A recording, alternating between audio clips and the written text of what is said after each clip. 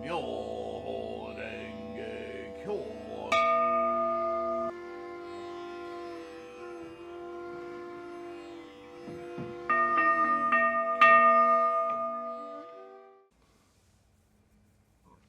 Namo Myoho Renge Kyo, Namo Myoho Renge Kyo, Namo Myoho Renge Kyo.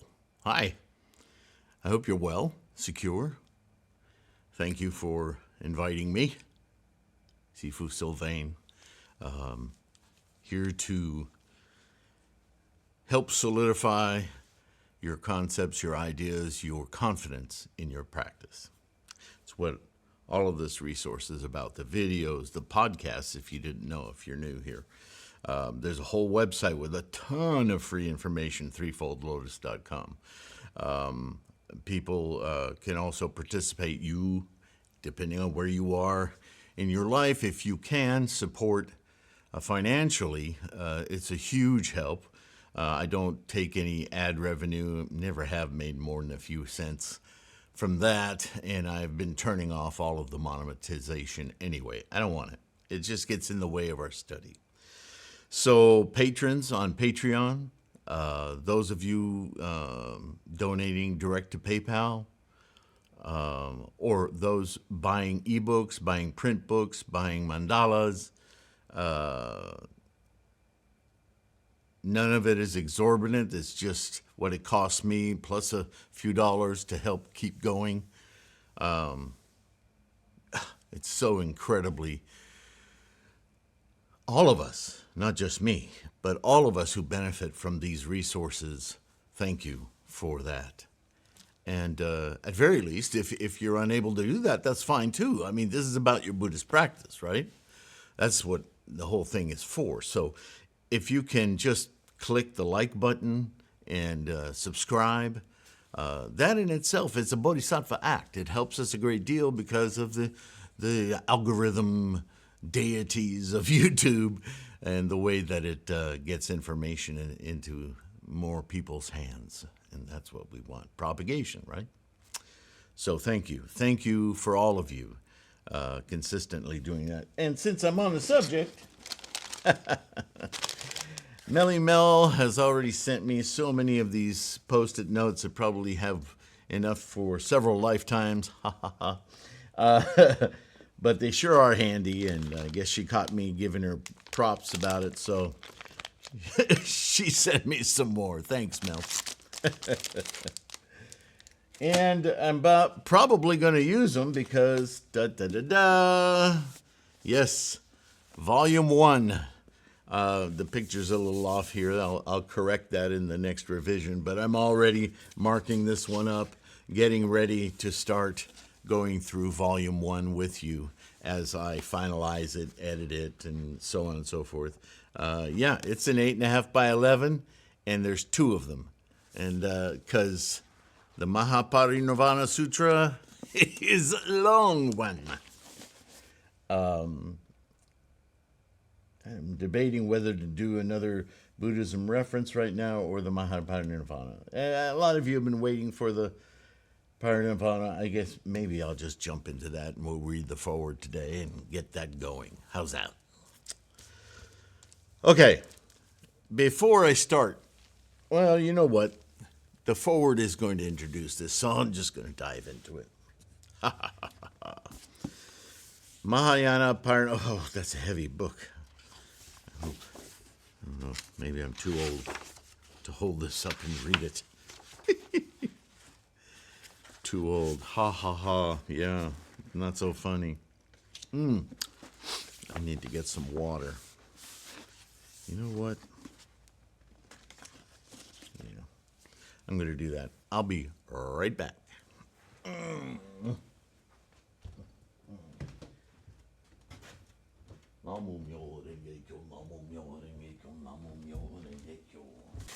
And I'm back.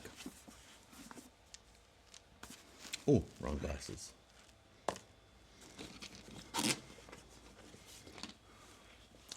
You know, you've gotten old when you got to have glasses to find your glasses. I don't know if you can help me with that, Mel. Okay, forward.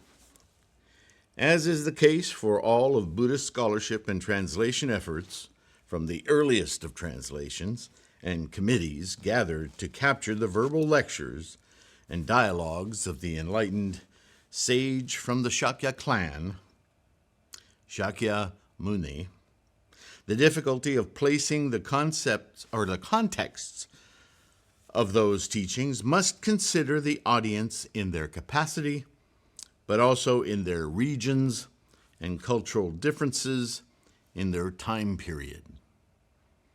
You've heard me talk about this a lot, yeah? Shakyamuni Buddha taught in Prakrit, a language of many variations, in use and meanings, changing partly and holding true to form from town to region as he traveled. Shakyamuni Buddha's teachings addressed the people as personally and intimately to their lives as possible. He was teaching to their capacities, right? We've read many times, and we will read many times throughout this sutra, the application of Buddhist thought and method to the capacity, the understanding, the path of the listener, rather than Shakyamuni just telling them this is how it's done, right? He's teaching them this is how it's done via the way you understand the world, the cosmos, life at large. And we'll get to one of the things that was really, really, really difficult to break through in his audience, even though he taught clearly a way for them to see themselves through this barrier, and they just didn't. And when I say they, I mean the Sangha, the community of monks, his students. They just wouldn't take that final because culturally, traditionally, they were so bound up in this identity of body. That's a fundamental, and it's not. What's fundamental is that it is not. And we find out this final straw had to be broken in the Lotus Sutra. And we've already done a whole lecture series on that. The book is out. You can read it. Probably still needs some minor editing, but there it is. My entire translation and annotation of the Threefold Lotus Dharma Sutra, yes? So I'm doing now, the same thing with this MahaPariNirvana. Why? Well, let's continue with the forward, and I think that will become obvious. Shakyamuni would later say that his teachings should be taught and shared in this way to the local language as much as practicable for understanding and local insights. So we're still doing that today. This is my mission. This is the mission of this entire resource, is to discuss Shakyamuni's teachings with the help of the insights of Tendai and Dengyo, Miao-Lo, and certainly Nichiren,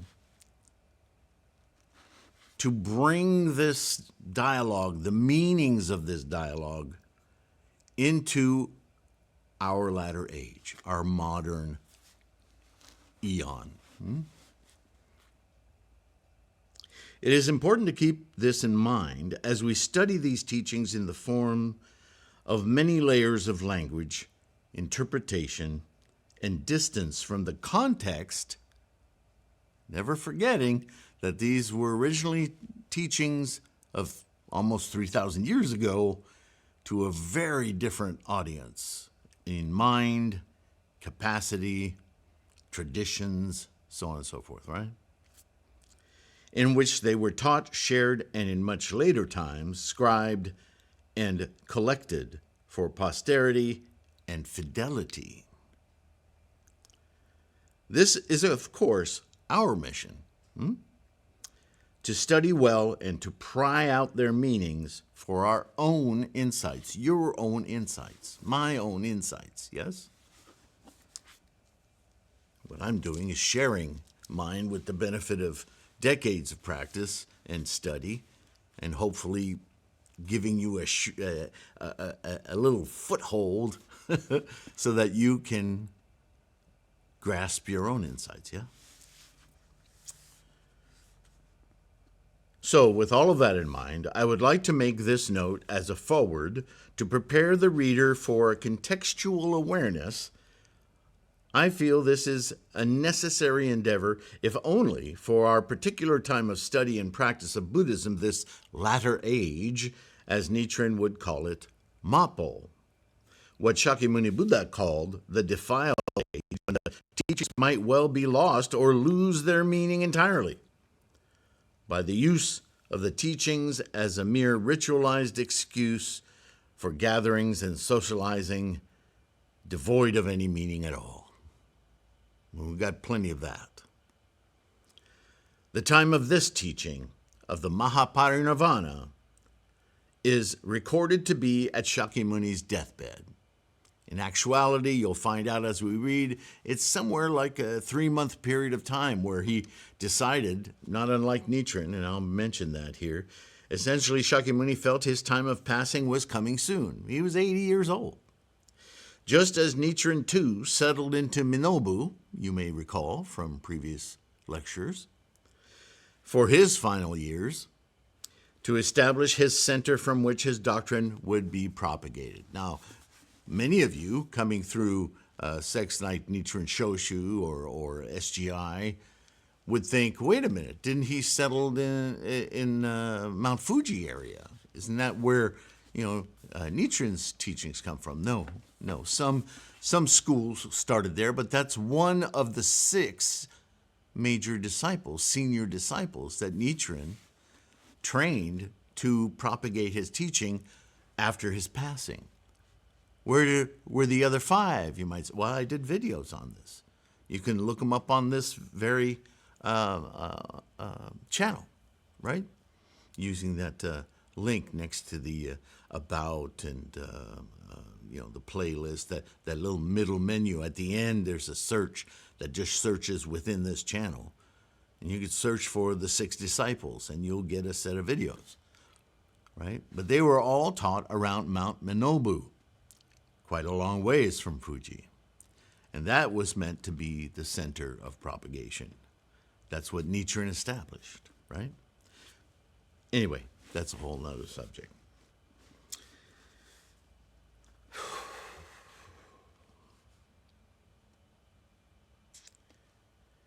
There are 3 most notable facts to keep forward in mind as one reads and studies the various chapters of this sutra, the MahaPariNirvana.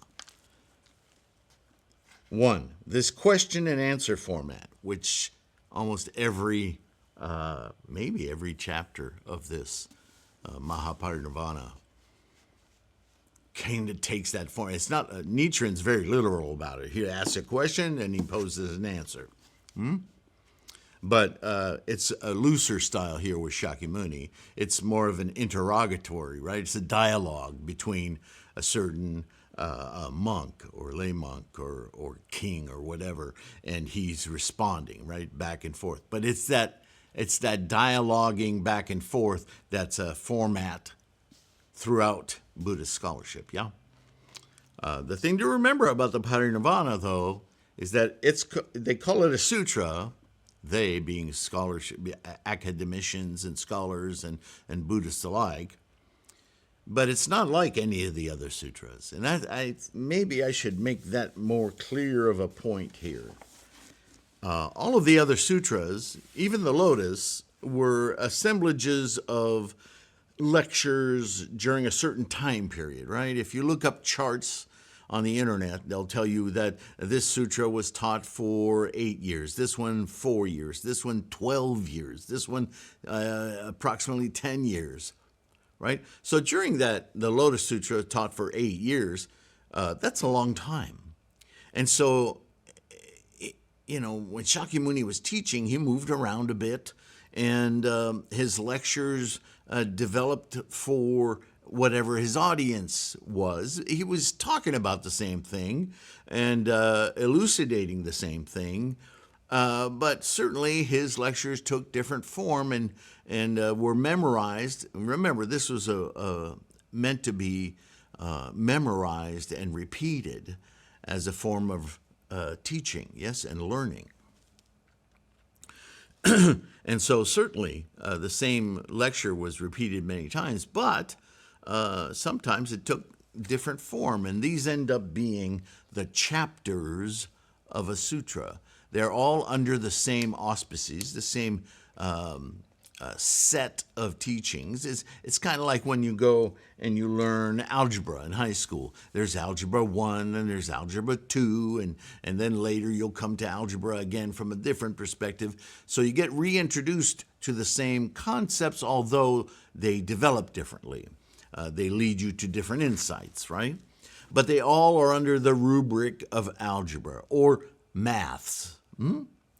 So same thing with the Lotus Sutra. It's a collection of lectures that span an arc of teaching, right? From the beginning, where we describe the audience and how this teaching is going to be revolutionary and very different than anything they've heard before, to the later chapters where they're confronted, the monks are confronted with what they're not getting and what they fail to understand, and how this is now going to blow that apart, and they need to replace what they think they know with this new insight and this deeper development. And then we get to the core concepts of what that big difference is. And then once that's elucidated, then the Lotus Sutra moves on to, okay, this is how you incorporate it. This is how you live your life. This is how you practice correctly. But all of it is one Lotus teaching, yes? So sutras tend to be that way. They develop, but they develop within a framework to illustrate a larger point, a larger method of practice, insight, yeah? The MahaPariNirvana isn't like that. The MahaPariNirvana is the last few months of Shakyamuni's life. So the monks come out of the woodwork, even some he's already talked to in the Lotus, who still don't get it. And they come to Shakyamuni, and Shakyamuni tells them very early on in the sutra, ask me your questions. Let's nail this down. Let's move you on to the next step, whatever that is. Just ask me anything, right? And so he has monks who are very well developed and have gone through the perfection of wisdom study, and some who even would consider themselves already arhats, like they're already enlightened, but he's already blown that apart, But some of them, they still don't quite get it. So they're asking him questions from their perspective of where they are in their study, and he answers them commensurately, as always, skillful means, right? But some of these people that are coming and asking him they're not even Shravakas yet. They're in training, right? They may have only started in the last year, and they're like, this guy's going to die? Who's going to lead us? Well, how are we going to, right? They're panicking. And they're asking him questions with the verbiage, the vernacular that they've learned so far, and they're like long ways away from understanding the perfection of wisdom, for instance, and others, right? They're still working on the early pre-Agama sutras, right? The Agamas came out of China, so they're working with sutras that are in the Pali Canon and the old Sanskrit stuff and the stuff the Hinayana groups were teaching, right? And so, having compassion, Shakyamuni feeds them back answers that they will understand. He doesn't introduce a whole lot of new terms. He just wants to expand them to keep going, but with terms that they already understand. Now, if you don't understand that that's how the MahaPariNirvana comes together, you're going to think this is psychotic. One moment he's talking about very advanced familiar terms to me because I'm a Lotus Sutra practitioner. And the next, he's talking about stuff that's like, what? I got to look this up. This is old. This is what? We don't talk about that anymore. But it's because of who he's talking to and the way that they've asked the question.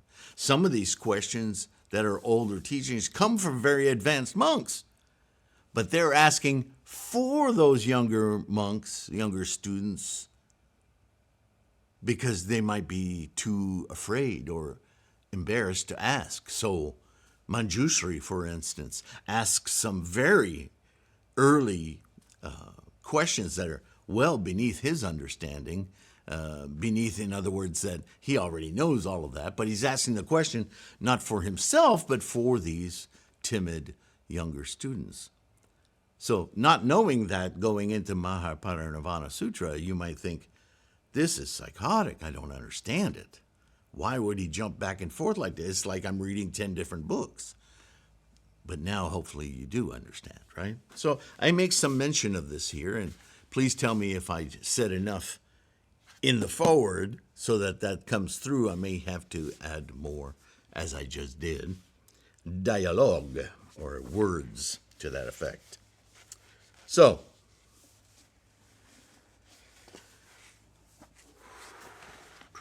where did I get here? On the whole, these monks having heard this, okay.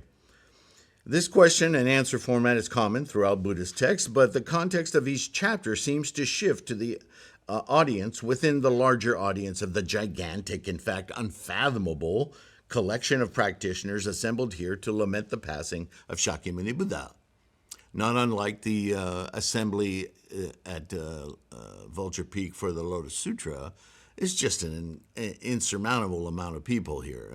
Too many people that could fit in frickin' the whole country, let alone at this little peak on a hill, right? But that's not the point. The point is the inclusion of every mind potential. Whereas in the MahaPariNirvana, all those minds are back, but in their particular capacity, right? In the Lotus Sutra, he speaks to the Buddha potential in everyone. In the MahaPariNirvana, he speaks to the where they're at, more like the provisional teachings of before the Lotus Sutra. Do you see what I'm saying? He takes them where they're at. And so, on the whole, these are the monks having heard the teachings of the Lotus Sutra, the ultimate teaching of Buddhism, continuing to struggle with its meanings and depth of practice. This is an audience of various capacity, many of whom continue in their mindsets from earlier teachings and their incomplete understanding of even those teachings of the false nirvana, etc. We, the readers of this collection of chapters and stories, may sometimes, and rightly so, seem to read ideas long surpassed by the Mahayana teachings in general, and more to the point, the Lotus Sutra so recently taught. I think it useful to remember again that the various capacities and experiences of the assembled monks, nuns, lay monks, and lay nuns, as well as some senior monks, will all require Shakyamuni Buddha's use of skillful means and expedient devices to remind them of what they should already know and to transition them to the newer, more profound teachings of the Lotus, and that they've either failed to understand or are simply unable to bridge in meaning from their stubborn understanding of earlier and counterfeit teachings. Some chapters will use terminologies and concepts familiar to the well-read of those familiar with the many sutras and commentaries. Although this sutra is historically collected after the 8 years of the teaching of the Lotus Sutra, still those remain for whom the concepts either elude their capacity to understand or are simply deeply concerned that their teacher, in passing on, will leave them with no steady scholarship to redirect their doubts or questions in the future. So, without belaboring the point, that's what I wrote. Hopefully, that will be enough to the reader, for the reader to understand.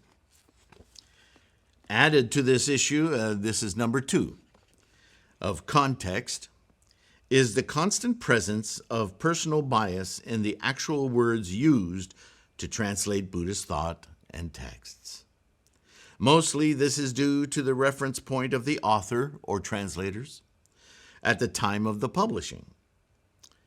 If the author is a Christian, for instance, we will end up with words like faith and worship, etc., and that will pollute our understanding of the text.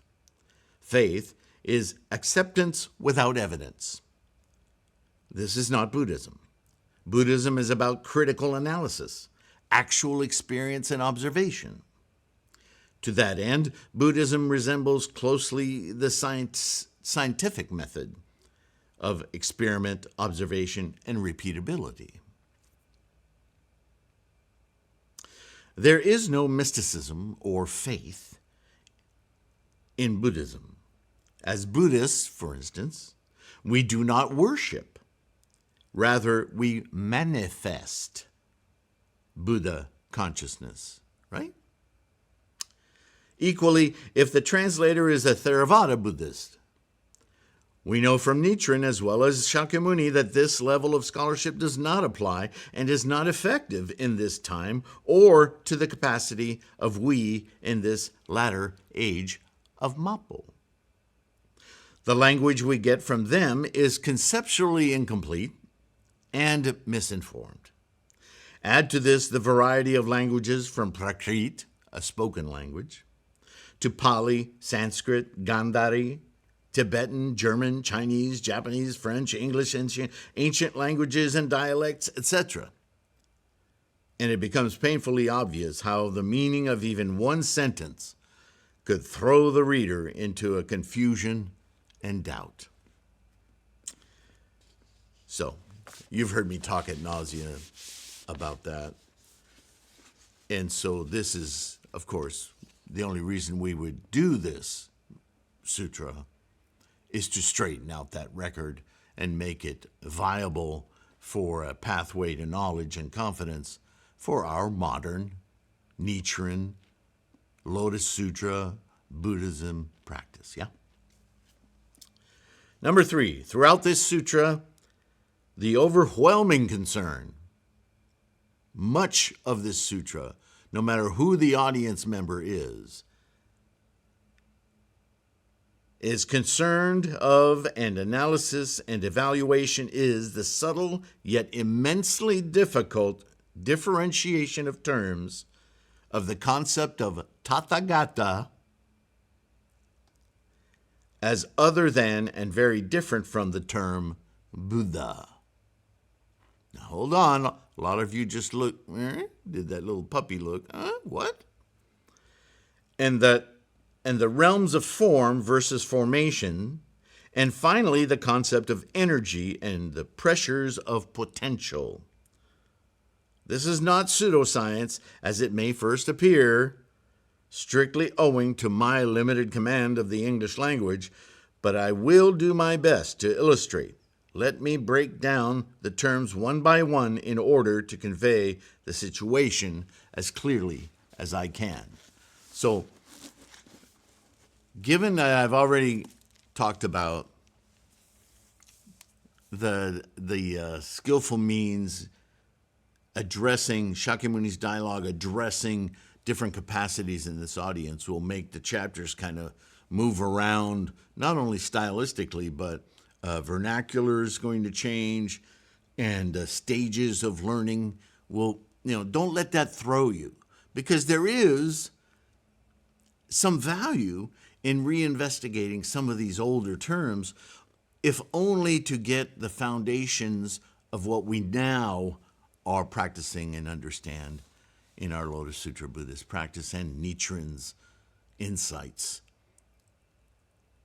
in that method of practice, yeah? So you will no doubt have read 1,000 times that Tathagata is just another one of those epithets, great word, of Shakyamuni Buddha, like World Honored One, or once the Thus Come One, or all of the different ways you've heard Bhagavat talking about Shakyamuni Buddha. Yeah? And they'll include Tathagata amongst those epithets.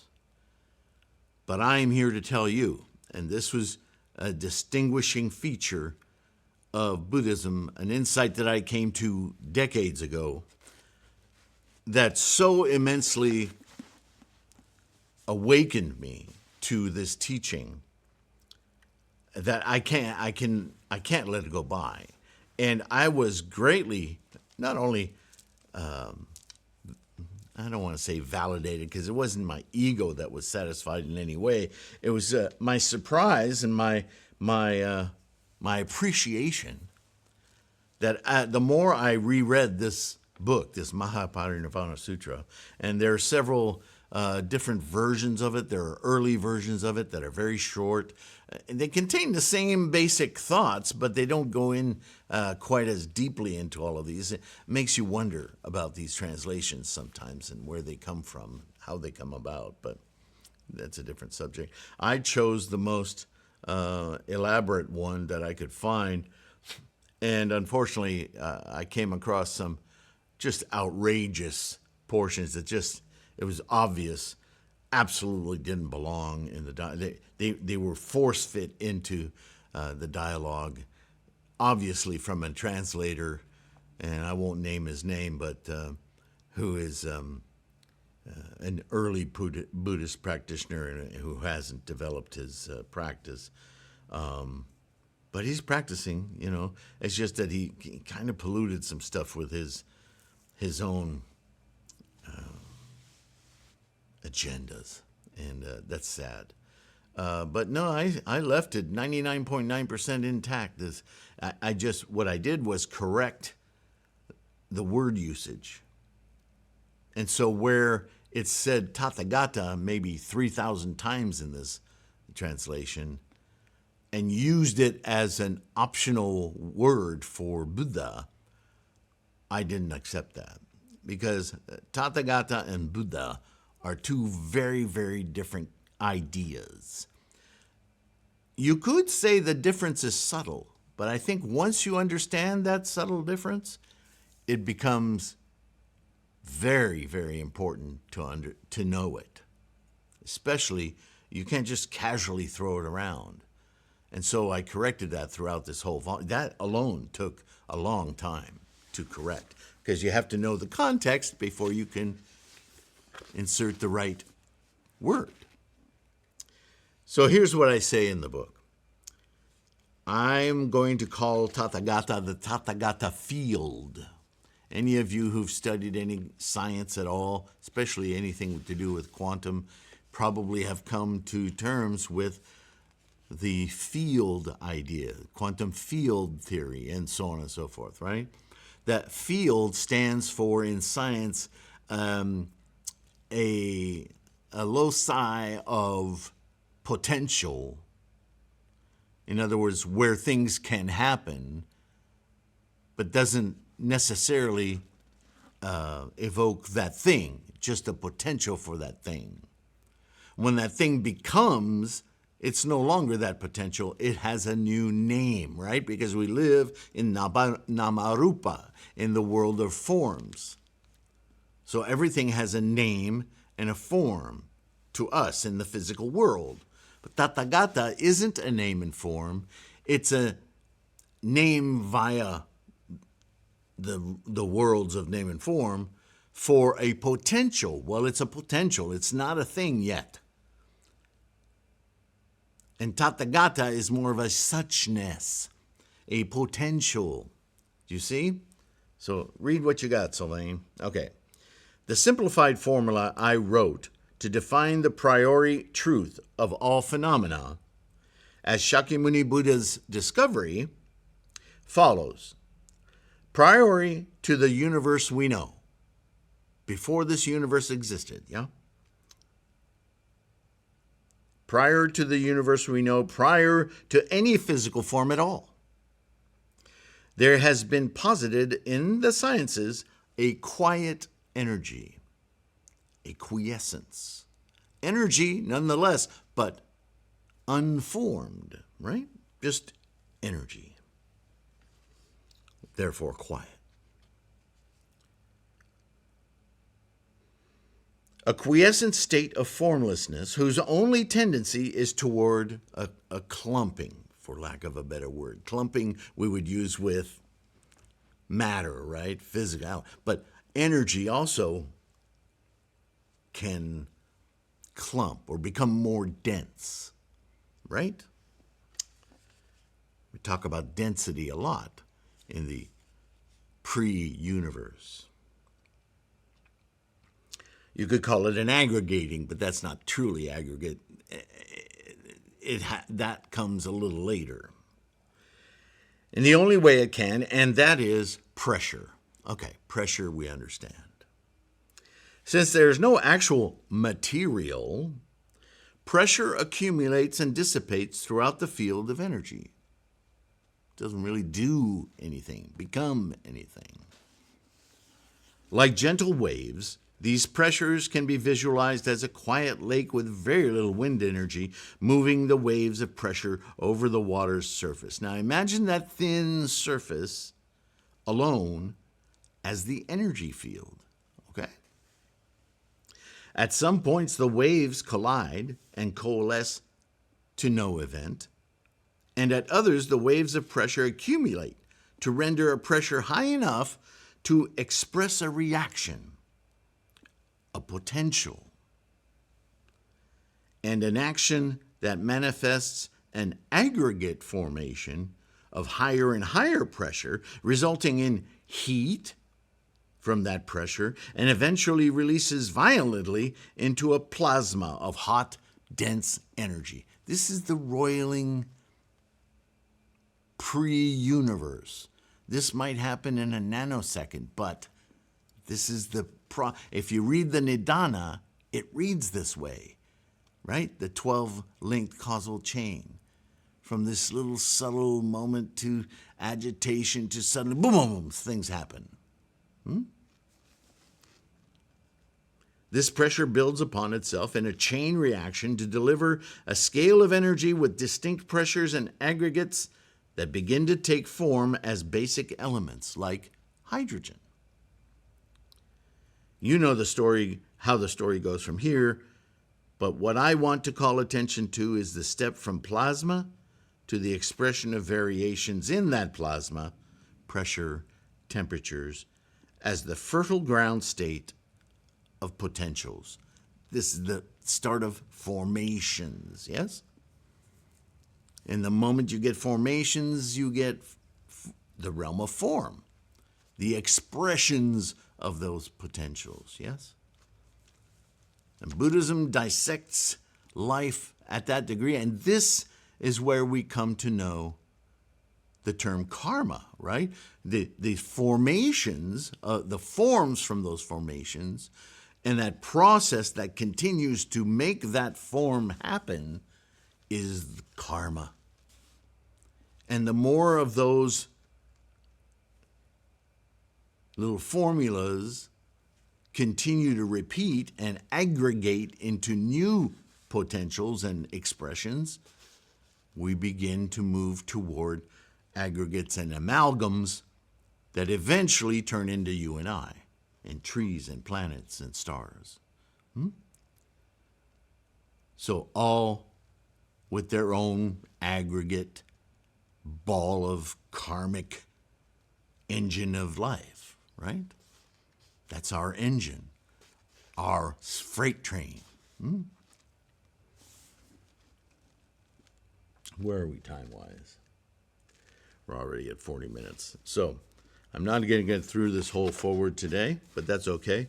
Let me finish this point at least, this Tathagata field. So this pressure builds upon itself in a chain reaction to deliver a scale of energy with distinct pressures, aggregates, and begin to take form in the basics like hydrogen. You know where the story goes from here. We've all heard the story of the Big Bang. Whether you agree with the Big Bang or not, the process is the same. It's just whatever you label things at different times of the process, right? And so this is how potential is animated. So number 2 is potential, and we will get to that next time, I promise. I could just keep going right now because I really get into this. But all of this is essential, by the way, so that when we get into the actual text of the Pari Nirvana, you'll see it coming.